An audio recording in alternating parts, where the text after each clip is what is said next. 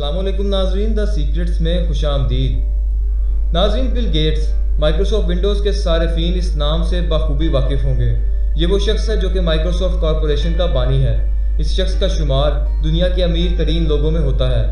Microsoft के अलावा ये शख्स कारकेड इन्वेस्टमेंट और टेरा पावर जैसी कंपनीज का CEO भी रह चुका है। लेकिन आज हम इस शख्स की कामयाबी पे बात नहीं करेंगे। आज का मौजू इस शख्स का एक करीबी दोस्त है और उन तमाम कामयाबियों का हकदार है जो कि इस शख्स ने अपनी ज़िंदगी में हासिल की।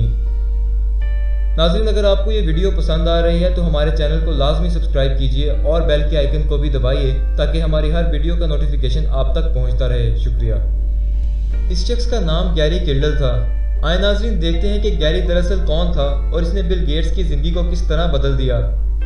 1977 में जब एप्पल को लॉन्च हुए थोड़ा ही अरसा गुजरा था, इसके कंप्यूटर्स तेज़ी से मकबूलियत हासिल कर रहे थे।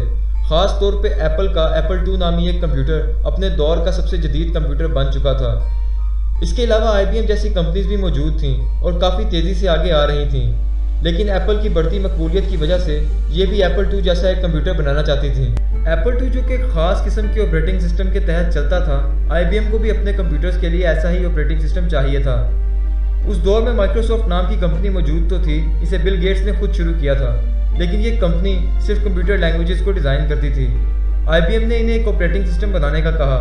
बिल गेट्स ने, जो कि उस वक्त एक ऑफिस इंटर्न से ज़्यादा कुछ भी नहीं था, इसने ये अपॉर्चुनिटी अपने दोस्त गैरी किल्डाल को दी। लेकिन इसने इसे ये नहीं बताया कि जो लोग ये डिज़ाइन करवा रहे हैं वो लोग IBM के मैनेजर्स हैं। गैरी किल्डाल अपने दौर का एक कामयाब कंप्यूटर साइंटिस्ट था और ऑपरेटिंग सिस्टम पर महारत रखता था। ये वही शख्स है जिसने CP/M नामी एक ऑपरेटिंग सिस्टम बनाया था, जिसे दुनिया का सबसे पहला ऑपरेटिंग सिस्टम भी कहा जाता है। इस सब के बावजूद इस शख्स को पैसे और कारोबार में दिलचस्पी नहीं थी, लेकिन इसकी बीवी और दोस्तों के इसरार पे इसने डिजिटल रिसर्च नामी एक कंपनी बनाई थी और 1970 में ये कंपनी OS के नाम से काफ़ी मकबूल हो चुकी थी। गैरी और बिल गेट्स काफ़ी अच्छे दोस्त थे, इसीलिए बिल गेट्स ने दगाबाजी से IBM को QDOS नामी एक सॉफ्टवेयर दिया, जिसे गैरी के CP/M से ही बनाया गया था। बाद में QDOS को MS-DOS बना दिया गया और फिर MS-DOS ऑफिशियल माइक्रोसॉफ्ट विंडोज़ बन गया। इसी दौर में गैरी कंप्यूटर क्रॉनिकल्स नाम के एक शो का होस्ट बन गया। Joining us now is Gary Kildall, no stranger to this program, of course. Gary is the creator of CP/M, a host of Computer Chronicles, and also Chief Executive Officer of Digital Research. And with Gary is Tony Fanning. और Bill Gates ने दूसरी चाल ये चली कि IBM के अलावा इसके कंपेटिटर्स को भी अपनी विंडोज़ फराहम करना शुरू कर दी। इसकी ज़िंदगी की सबसे बड़ी डील ये थी कि IBM के कंपेटिटर्स यानी कॉम्पैक और डेल को जो विंडोज़ फराहम की गई थी उसके चार्जेस ये हर कंप्यूटर की सेल पर लेते थे।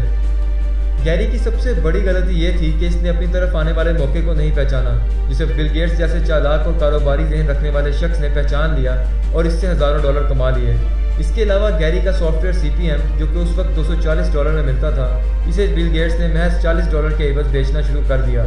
इसी बायस बिल गेट्स को उस साल $2 मिलियन की सेल हुई और आज बिल गेट्स वो शख्स बन गया जिसे हम अमीर तरीन शख्स के नाम से जानते हैं। नाज़रीन, उम्मीद है आपको ये वीडियो पसंद आई होगी। मज़ीद ऐसी वीडियोज़ के लिए द सीक्रेट्स देखते रहिए। शुक्रिया।